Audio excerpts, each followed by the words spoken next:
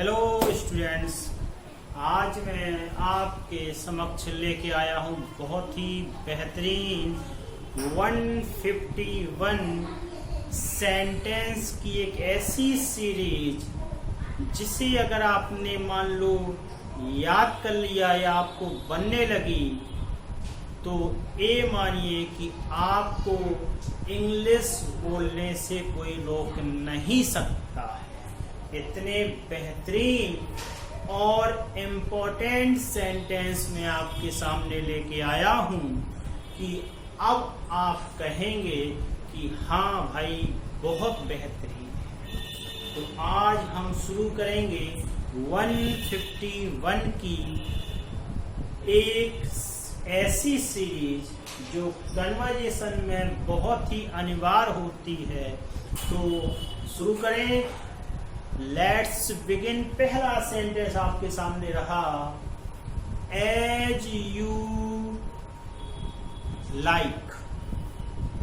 As you like या as you please, यह शब्द तब बोला जाता है जब आप दूसरे को समर्थन देना चाहते हो या उसकी बात को एग्री करते हुए कहना चाहते हो कि आपको जैसा पसंद हो वैसा करिए। इसके बाद अब आपके बाद दूसरा सेंटेंस आता है, आफ्टर दैट।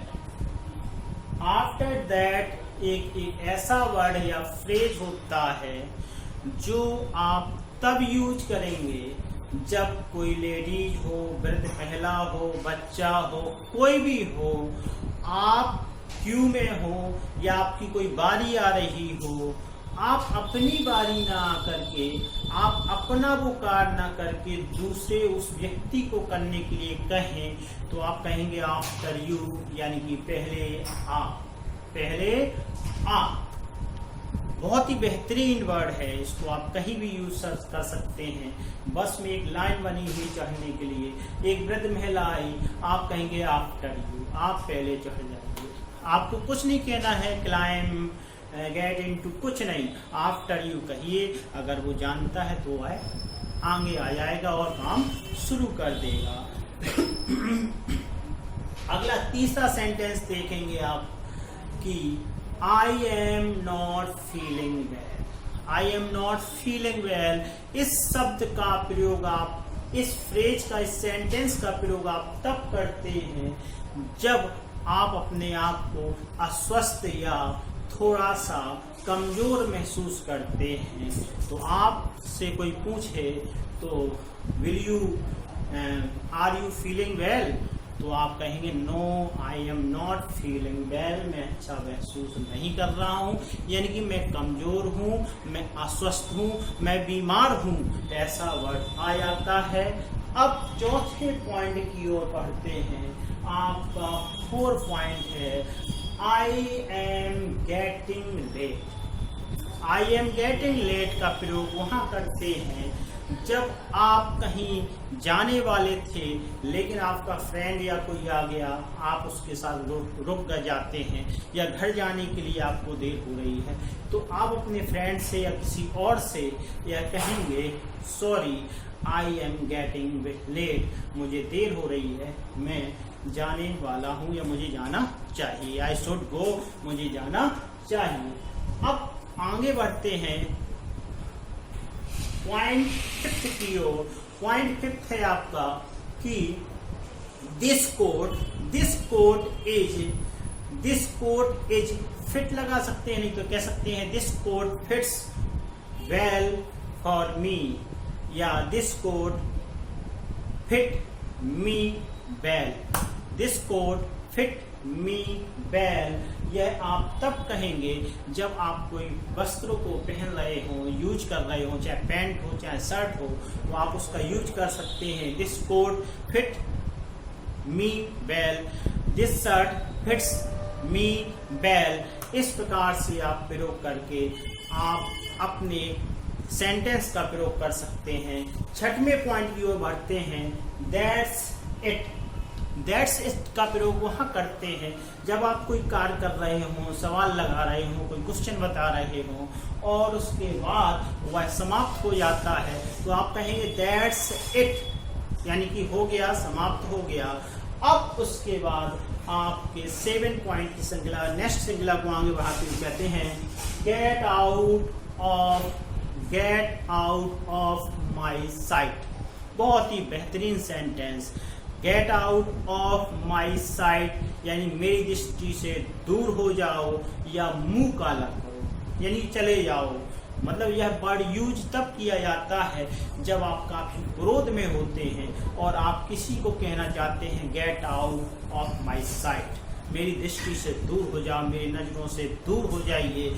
अब आप अगले की ओर बढ़ते हैं। अगला आपका सेंटेंस है, देखिए तो, what is the time, what is the time by your watch, what is the time by your watch. यह सेंटेंस आप तब पूछते हैं जबकि आपको किसी से समय पूछना होता है, आपके पास घड़ी या मोबाइल नहीं होता है, तो आप कहेंगे what is the time by your watch, by your watch. Next sentence की ओर का चलते हैं। आपका नेक्स्ट सेंटेंस रहा, देखिए, don't make fun, don't make fun यानी कि मजाक मत करो, डोंट मेक फन, मजाक मत करो, मजाक मत करो। यह तब आप करते हैं या यूज करते हैं जब आप कहीं बैठे हो, आपको मजाक पसंद नहीं है, डोंट मेक फन। या किसी अन्य को सताने के लिए कोई मजाक कर रहा हो तब यूज करेंगे डोंट मेक फन। अब इसके बाद आगे बढ़ेंगे। अगला पॉइंट आपका है कि what's the day of the week, what's the day of the week is it today.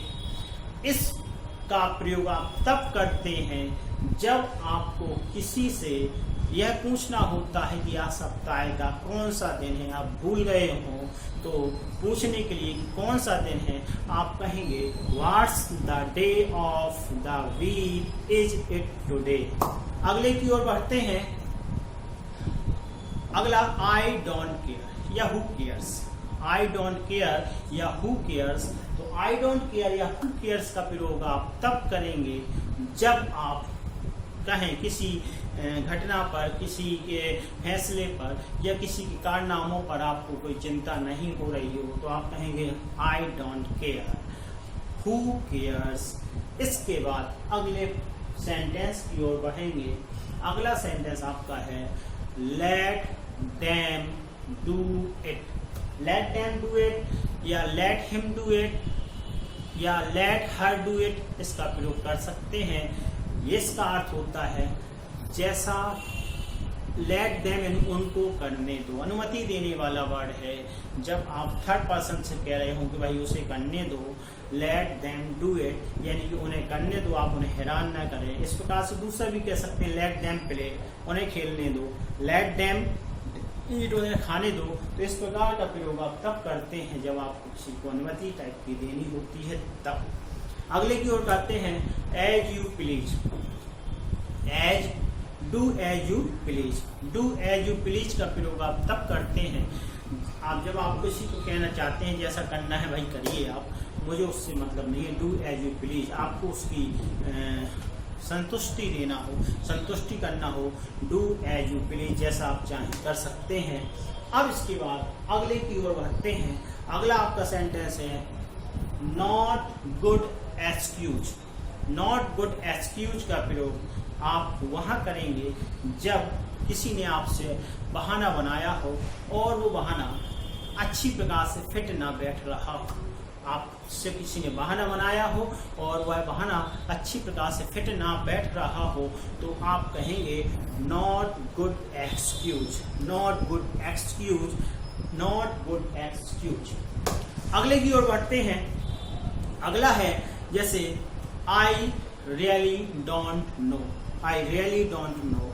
इसका प्रयोग आप तब करते हैं जब आपसे कोई चीज पूछी जाती है वो आपको वास्तव में पता नहीं होता है, तो आप कहेंगे आई रियली डोंट नो कह सकते हैं, आई डोंट रियली नो भी कह सकते हैं।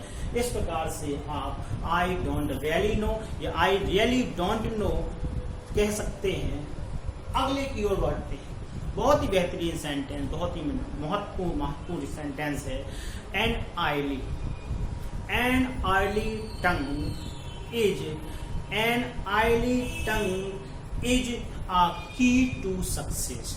An idle tongue is a key to success, यानी कि एक मीठी जुबान सफलता की कुंजी होता है या चाबी होता है। यानी कि आपको जब भी कोई मीठी भाषा बोलता है तो दूसरे का मन मोह लेता है, और जब मन मोह लेता है तो उसका काम चल जाता है। मीठी भाषा बोलने से आप काम चला सकते हैं। किसी को एडवाइस रूप में जब देना होता है तब आपको यह कहना पड़ता है। अगले की ओर बढ़ते हैं। अगला आपका है कि अ टीचर या माय टीचर या the teacher is on leave. पता चला कि भाई अध्यापक छुट्टी पर है तो आप कहेंगे the teacher is on leave. तो यह बताने के लिए कि अध्यापक छुट्टी पर है आप इसका प्रयोग कर सकते हैं the teacher is on leave, the teacher is on leave. अगले की ओर बढ़ते हैं। अगला सेंटेंस आपका है he is not married. He is not married कह सकते हैं, या फिर कह सकते हैं सी इज नॉट मैरिड कह सकते हैं, आई एम नॉट मैरिड कह सकते हैं, दे आर नॉट मैरिड कह सकते हैं कि वह शादीशुदा नहीं है, वह शादीशुदा नहीं है, वह मैं शादीशुदा नहीं हूँ, वे शादीशुदा नहीं है। इस प्रकार से आप उसका प्रयोग तब करेंगे जब किसी व्यक्ति के बीच गलतफहमी हो, तो आप कोई क्वेश्चन चल रहा हो तो आप कहेंगे no no no she is not married, वह शादीशुदा नहीं है। इसके बाद अगला आपका आता है always keep on your words. Always keep on your words, इसका प्रयोग आप तब करते हैं जबकि कोई सलाह आपको किसी व्यक्ति को देना हो, वो झूठा हो, बात बात पर ना अपनी पलटी खा लेता हो, तो एडवाइस रूप में कहना चाहिए कि always keep on your words, ये तुम्हें अपना वादा निभाना चाहिए, तुम्हें अपने शब्दों को पूरा करना चाहिए, हमेशा जो कहो उसे पूरा करना चाहिए। तो always keep on your words के लिए आप उसका प्रयोग कर सकते हैं। अगला है same on you. Same on you का प्रयोग आप तब करते हैं जैसे मान लीजिए किसी ने गलत कार्य किया है, खराब काम किया है, same on you friends, same on you, I did not hope so, मैं ऐसा विश्वास नहीं करता था कि आप डू सो, आप ऐसा करोगे, आई डू नॉट होप, मैं ऐसा विश्वास नहीं करता था। सो सेम ऑन यू का प्रयोग आप कर देते हैं। अब इसके बाद अगला जो वाक्य आता है वो है स्पीक विदाउट फियर।